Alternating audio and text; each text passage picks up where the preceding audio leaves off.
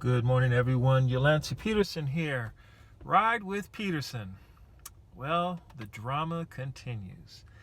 Today, it is Saturday, December 21st, 2019. It is now 7:46 a.m. I am currently in Ontario, California, and I will be out this way and further east at least until Monday. Okay, so 24 hours ago this time, I was in Calabasas and I was working exclusively on Postmates. I'm going to go real nice and slow for this story so you'll understand exactly what happened and why I'm here in Ontario. I get a message on Postmates. And apparently someone liked my work so much, they sent me a tip of nearly $65. I did not know if this was a cumulative amount of all the tips I made during the week or if this was one tip. Generally, Postmates sends the tips one at a time. So, hey, they said, hey, you received a tip of $64 and 80 some odd cents. So it's $65. I'm like, wow, this is great. So I look at my balance and my balance basically went to $85. I'm like, this helps me so much because I needed to make $200 to get insurance for this car. That's how much I needed, $200. So then one of my clients, when I had the BMW, he calls to check in on me and see how I'm doing. And I basically say, hey, I'm working Postmates. I'm trying to get the money for the insurance. And, everything is going to be okay. By the time Monday gets here, I'll be good to go. So he says, well, how much do you need for the insurance? And I tell him, I need $200 for the insurance. He says, well, I tell you what, I'm going to go ahead and give you the money so you can get your insurance. That's my Christmas gift to you. I'm blown away because now, without having to work on Saturday, without having to work on Friday, this was because today is Saturday, I had $280. I'm like, this is exciting. So I get on the phone and I call Geico. And I pay off the balance I owe them because I owed them money when I had the Jeep Renegade. So I went ahead and paid that off. And then I say, okay, I need to reinstate the policy as is so we can get going. But there's a little bit of a snag.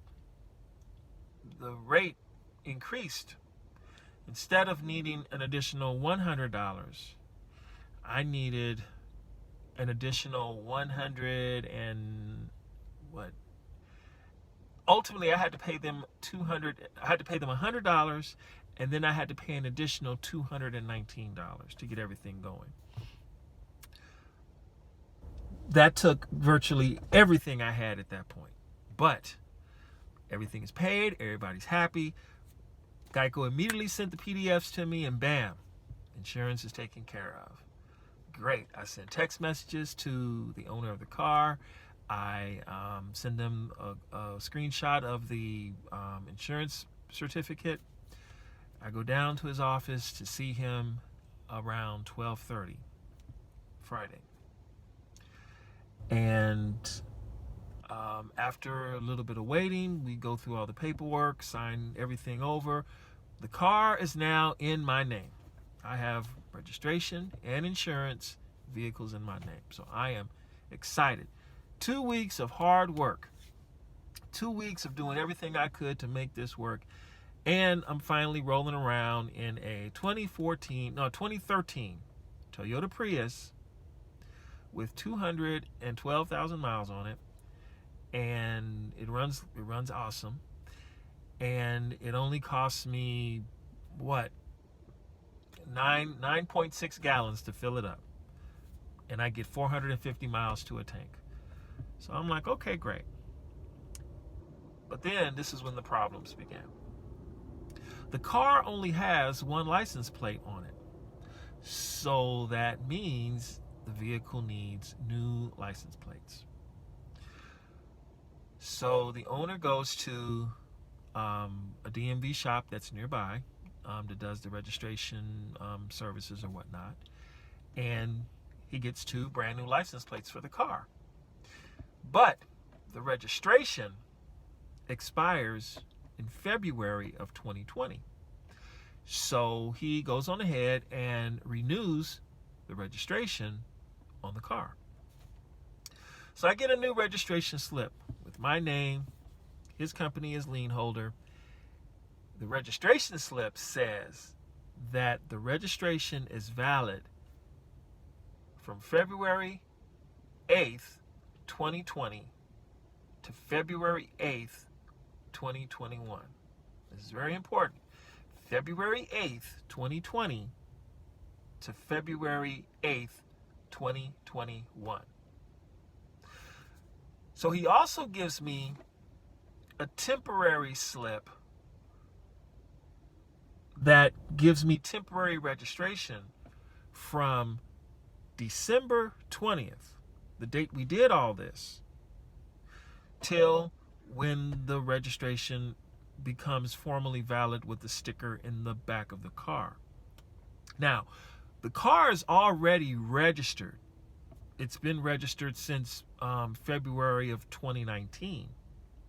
The problem is, when they took away the old license plate, they also took away the old sticker.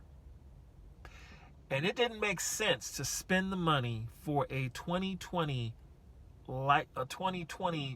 tag when in less than 60 days you're going to have to spend the money again for a 2021 tag, which is currently on the vehicle right now. If the police run the license plate, they will see that the car is currently registered. So I upload the documents to Uber and Lyft so I can get on board with the with driving on rideshare again, because I'm able to make $100 a day on the food delivery services. I haven't been able to crack more than maybe $110, and it's just difficult. At least with rideshare, I have a shot at making $200 a day. So I send the paperwork to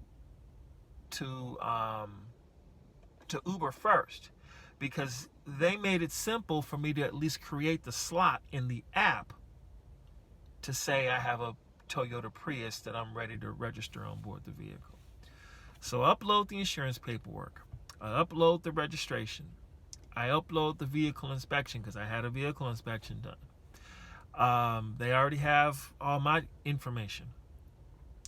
So then, and I do the same thing for Lyft. Lyft, there's no problem. With Lyft, they approved me in 45 minutes. Really simple. I had no issues with Lyft. But with Uber, it's a different story. See, apparently they don't like the temporary registration slip that I uploaded to them. I called the support line. I explained everything to them. I said, hey, the old tag went with the old license plates. I now have a new registration sticker. I have a new registration slip. The car is valid. Oh, but the registration's only valid from February 8th of 2020 all the way to February 8th of 2021. You don't have valid registration on your car. Yes, I do. I just had to change the license plate. I don't have a sticker anymore. So you have this temporary license plate, because this temporary registration slip, because that's what they give you when you purchase a vehicle and you're waiting for your license plates to arrive with the new tag on it. It's just in this particular case, I had to get new license plates on the vehicle because California law requires 2 license plates, and it didn't make sense to get a 2020 tag when the registration is due within 60 days. They're going to give you a 2021 tag anyway. So Uber said, no, we don't like it. And so my account is currently deactivated with Uber. And then to make matters worse, I uploaded the temporary tag all by itself. And then they wrote me back and they said, your name isn't on the slip. That's ridiculous because you can clearly see my name on the slip. So then they follow up with another email and say, your registration has been outright rejected. And then they send me an email saying, we can get you back online. You can rent a car through one of our partners. I'm already renting a car. I'm like, this is ridiculous. So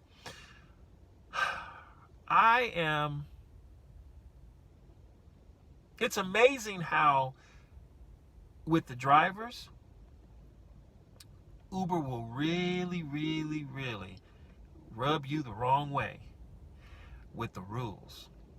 When it comes to the drivers, you got to follow everything perfectly. And if you don't follow everything perfectly, you deactivate it just like that for the littlest of things.